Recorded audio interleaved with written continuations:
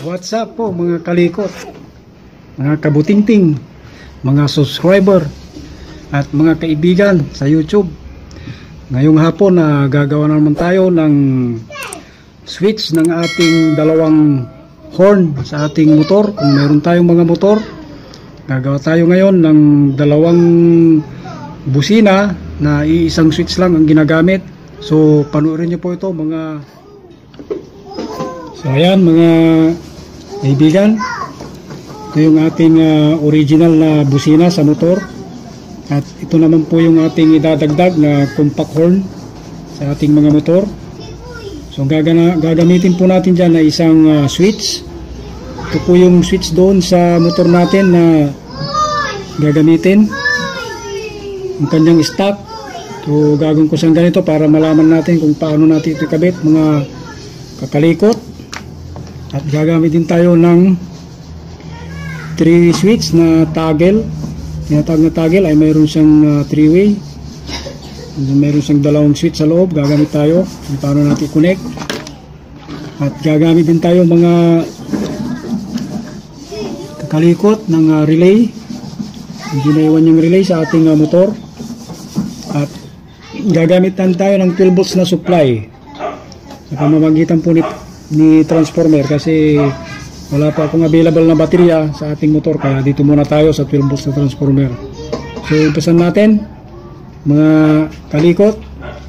So stay at manood lang po kayo. Na natin gagawin guys, yung ating positive na 12 volts ito. So gagamit tayo guys ng isang connector na bus bar na connector, ang plastic terminal connector, para mas maliwanag po yung ating pinapakita. Kasi pag di tayo gagamit ng ganito guys, mahirap pong makita rito sa mga wires kung saan man nakakonect. Yan, pag ganito mahirap siyang tingnan kung ganyan ang gagawin natin. Kaya ang ginawa ko na lang guys, gagamit tayo ng terminal block para mas makita natin yung kanyang connection mga guys. So yan, unahin natin yung 12 volts na supply. Yan, supply niya na 12 volts. Yan po siya mga kaibigan. Stay lang kayo dyan, umupo kayo, mag-relax at manood lang. Yan. At yung kanyang negative sa baterya dito, yung negative ito natin ikabit na ka-electrical, ka-electronics. Yan, wala muna tayong electronics dahil walang mga kliyente. Dito muna tayo. Yan, naikabit na natin yung positive ng 12 volts, positive tsaka negative. So ang isunod natin mga guys ay yung relay, yung change over relay mga kaibigan. Ito yung relay, ito yung adapter nya. So ito yung kulay dilaw, ito yung number, yung pin number 30. Yan, kulay dilaw, lagyan natin sa positive. Yan, lagyan natin sa positive yan. Tapos ang susunod natin mga ka-TV ay yung negative. So yung negative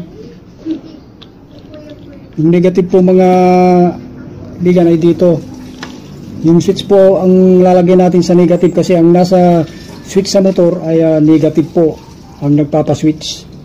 Ayan, lagyan natin yung isang wire ng switch sa negative terminal. Ito yung negative terminal. Ito yung negative terminal mga guys, tatakbo doon sa switch. At yung negative po ng ating relay ay tatakbo rito sa ating relay. Tatakbo dyan yung kanyang negative sa switch, para pag pinindot nyo po yung switch, dadaan po yung negative dyan sa kanyang supply, at doon magko-contact yung relay. Yan, ilagay natin dyan mga kaibigan natin. So mas madali lang pong maintindihan ito mga guys, dahil terminal block tayo, hindi kagaya doon sa mga wire na buhol-buhol siya. So ayan, kikita nyo mga guys. Ayan, tapos medyo maluwag siya, hindi natin na ayan, pagay ko muna dyan mga guys. Ayan, kabit na natin yung negative sa switch.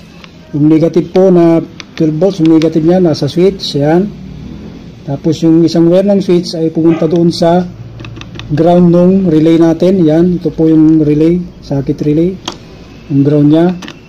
Tapos ang susunod natin dyan mga guys ay yung positive po ng mga busina. Ito yung positive ng busina guys. Ito yung positive po ng busina guys ay lalagay po natin dyan yung isa po sa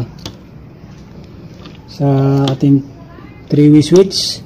Yung positive ng isang busina natin, yung compact horn, magsasama po yan dyan. Lalagay natin doon, lagay natin dyan mga guys, kaibigan. Ayan, lagay natin dyan, kasama yan. Ayan, para mas malinaw po yung pagkabit natin nasa terminal block.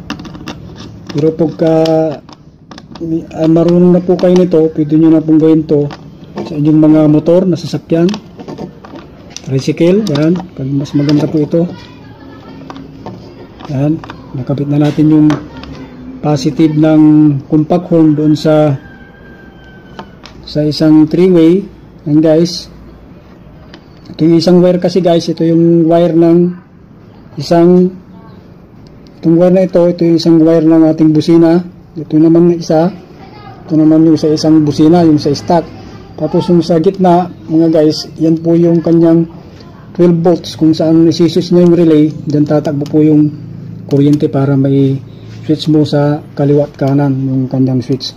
So yung positive niya guys, lalagay natin doon sa kulay itim ng relay socket. Ayan po yung relay, yung kulay itim. Ito po yung pag-switch mo, ito yung tinatawag na change over, yung 87 na numbers at yung number 30. Pag-switch mo siya, magdidikit yan. Yan, nalagay natin doon mga guys, dito. Kasama yan. Lagay natin dito. Tingnan nyo mga guys. Ayan, lagyan na natin yung common ng 12 volts doon sa ating 3-way na toggle switch na kasama po yung ating number 87 na sa kanyang relay na socket. So mayroon pa siyang isa. Yung isang ito mga guys is sa isang busina naman, yung ating original na busina. Ito siya, itong original na busina natin sa tricycle. So ito yung positive niya. Positive niya guys, lagay natin doon sa isang kable ng 3-way. Ayan, ito yung 3-way natin. Lagay natin doon sa kable niya, positive. Magsasama yan, kasama sa sila. Lagay natin doon sa ating sa connector. Ayan, magkasama po yan. So nakabit na natin yung bawat wire ng ating mga busina. So natitira na lang yung kanyang negative, mga katek, yung kanyang negative. Ilalagay po natin yan dito po sa negative, dito po sa negative na ng battery. Pagsasamahin natin yung negative ng isang busina or horn at yung isang busina, pagsasamahan po natin yung kanyang negative, pagsasama sila yan doon sa negative ng baterya. Lagyan na natin. Ayan guys, sana nasusundan nyo, ano po mga guys. Ayan, so yan, ang natitira na lang mga guys ay isang red at isang white. Itong white naman po mga kaibigan, ito po yung number 86. Number 86, pwede po kayong maglagay ng switch dito. Yung 86 to positive ng battery, pwede kayo maglagay ng switch. Pero hindi ko siya lalagyan ng switch mga guys, ita-direct ko lang muna para makita natin kasi may switch na siya sa negative. Ita-direct natin yan, magsasama yung dilaw tsaka puti. Yan, kasama po yan, ilagay natin dyan. Yan, sama na sila. Ayan guys. So ang naiwan na lang mga guys ay yung red. Itong red na ito po yung number 87A na kapag walang supply yung ating relay, ito po yung pag walang supply ng ating relay, ito po yung nagka-contact sa 30 at saka 87A.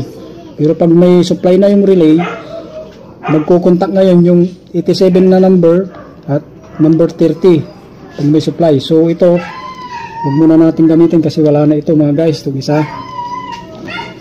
Yan. So ready na ito mga guys, tingnan nyo. Yan mga guys. Okay na yan. Meron na tayong 3-way. Pagka sinis natin dyan, yung isang busina yung tutunog. At kung nilipat natin sa kabila, yung isa naman ang busina yung tutunog. So itry na natin mga kaibigan. To, lalagay ko na yung ating relay para makita natin. Ayan. Ito na. Tapos susunod natin yung power supply natin na 12 volts. Ayan. Subukan na natin. Lalagay ko muna na sa center ito. Ayan. Natin.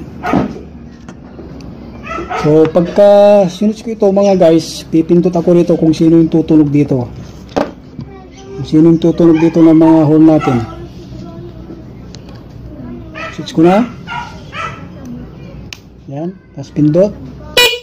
So ang tumunog guys, ito hindi sila sabay, ano. Yan guys.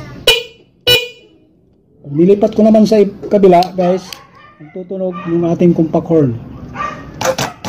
Yan. So guys, bago ka lang sa aking channel, huwag mong kalimutang mag-subscribe at i-share aking video at pakipindot na rin ang notification bell para palagi kang updated sa aking mga susunod na videos. So salamat at God bless.